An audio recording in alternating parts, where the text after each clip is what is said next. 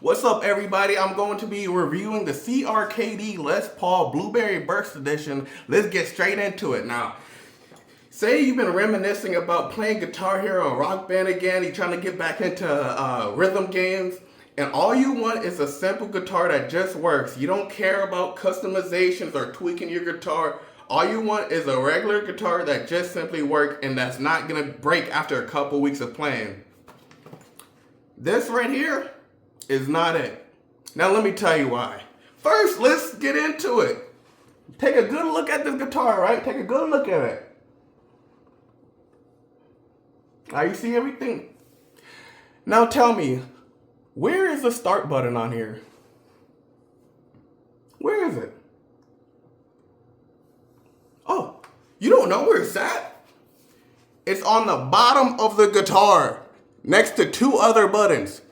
So they expect you to be playing this guitar, and say you want to stop and change songs or replay it, they expect you to reach down below and hit one out of the three buttons, hoping that it's the pause button, just to stop the game. That is a horrible design. All right, number two. Take a good look at it again. Oh, let me get this out of the way. Now tell me, where is the D-pad?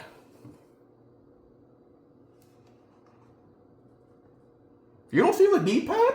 Come on, man.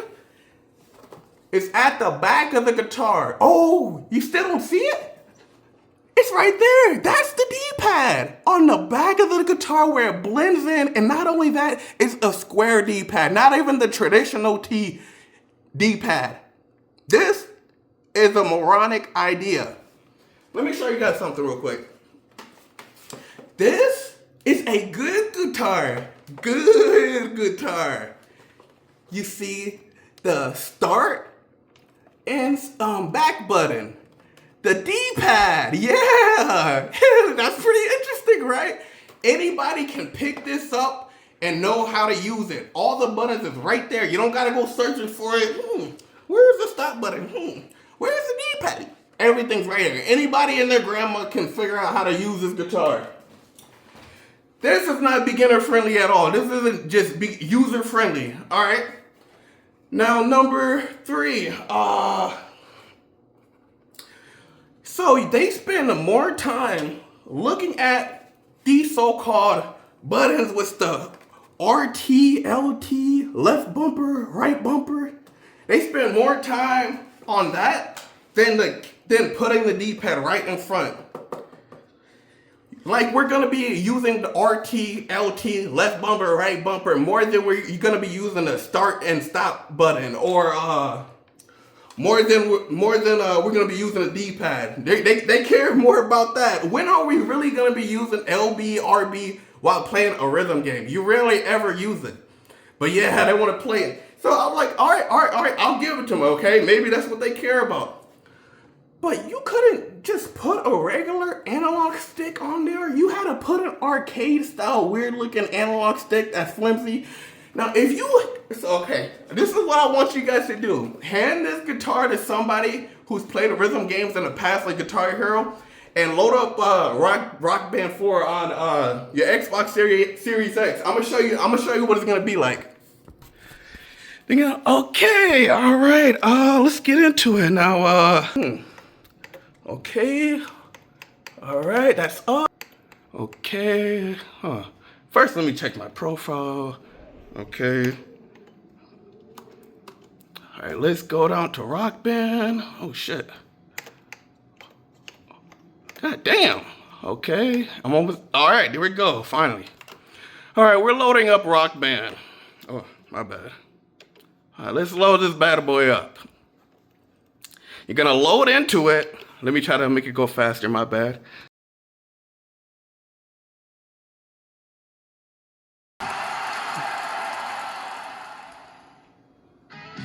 You're gonna load up Rock Band, and then you're gonna see the join button. All right, also known as start. They're gonna look at the guitar and be like, all right, where is the start button? Come on, bro, you don't know where the start button is? It's at the bottom of the guitar. Oh yeah, of course, I knew that. Yeah, okay, that is a horrible design. Now let's keep going. All right. Oh, my bad. Let's talk about the actual frets. Give this to somebody, let them use the PDP Riffmaster, and then let them use this, and you tell me which one is going to have more of a learning curve, the PDP Riffmaster or this. This is going to be more of a learning curve, because first, they got these very low input, like, it's barely, there's like almost no travel distance. Think of it like, it's damn near like typing on your smartphone keyboard. That's basically what it's like. You're not gonna really feel these button presses, but you will feel the haptic feedback of the strum bar. Yay! Listen, bro. Most average players who just want a regular guitar that just works, we don't really care whether it'll have haptic feedback or not. Honestly, I just disable it right away, because really, I don't think anybody actually asked for vibration on the strum bar, but I guess that's where they want to go. But yeah, the low travel distance of these frets combined with the weird haptic feedback, it's like, bro, like, was it all necessary? The button configuration. This over the PDP Riffmaster, I would choose a PDP Riffmaster, but now, it's not all sunshines and rainbows with PDP. That has some flaws too. So if you think the PDP Riffmaster with the bad button remap, put in the center of the start button and screen record button, if you thought that was bad placement, or you thought that it not having a wired, you can't play wired, I ain't gonna lie, that's pretty terrible. They flop badly specifically because of that. You can't play with wired. Now I understand that the strum bar might be a little bit quiet, but the frets and the strum bar on a PDP Riffmaster feels better than this. Let me put this down. It feels better than this. I honestly like that Rock Band style frets. I just like how fast you can play on Rock Band frets. Like, you can be zigzagging, it feels like you're about to miss, but you still hitting it. It's just really simple. The travel distance is perfect on the PDP. Now, the strum bar on a PDP Riffmaster, I understand it's too quiet for some people, but honestly, I respect PDP for putting others in consideration, because not everyone is privileged to have their own place and play super loud without bothering other people. You know, some of us have roommates or share a room with somebody or live in an apartment where you can hear them next door. You know, so I respect them for putting those people in consideration. And some people also play late at night, so they may prefer the quiet. I respect that. But they could have made it a little bit louder on a PDP Riffmaster. So yeah, if the PDP Riffmaster had a wired play, a slightly louder strum bar, just to help us stay on rhythm when strumming really fast. And what else? Yeah, honestly, that. Oh, and another thing to know about a PDP Riffmaster. Another thing, this should be like the #1 thing you will notice after picking it up. That thing is big. The feel and how it looks, it just, playing on that is just more enjoyable, because it looks more like a real guitar. The flush frets, it just looks and feels like a real guitar. Usually in Guitar Hero games, I'm usually just trying to hit the notes. I don't actually feel like I'm playing.